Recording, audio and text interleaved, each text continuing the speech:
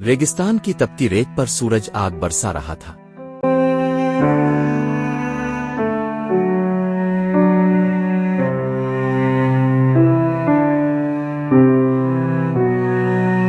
एक शानदार ऊंटों का काफिला धीरे धीरे आगे बढ़ रहा था।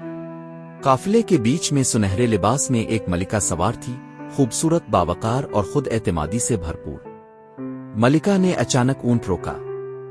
इसकी नजर सामने एक पुराने वीरान मगर शाहाना महल पर पड़ी जो रेत में आधा दफन हो चुका था।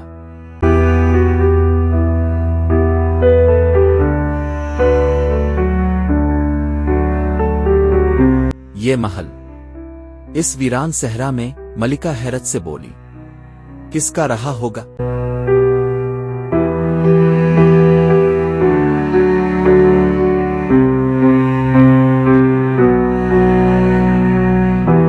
इतनी शान और शौकत, मगर अब सिर्फ खामोशी। वो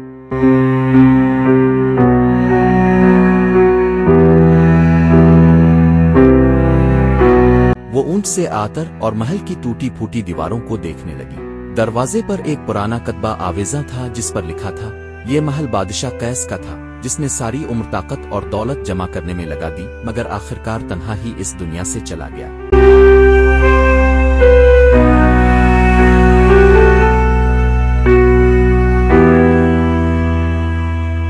मलिका दम बखुद खड़ी रह गई।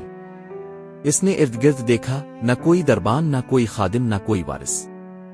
जो कल बादशाह था आज इसका नाम तक रेत में दफन है। वो आहिस्ता से बोली। मलिका ने ऊंट पर सवार होते हुए कहा, महल बनाने से नहीं, दिल जीतने से अजमत बाकी रहती है। और काफिला दोबारा आगे बढ़ गया। रेत के बीच सुनहरी मलिका और उसका काफिला एक नई मंजिल की तरफ रवाना हो गए।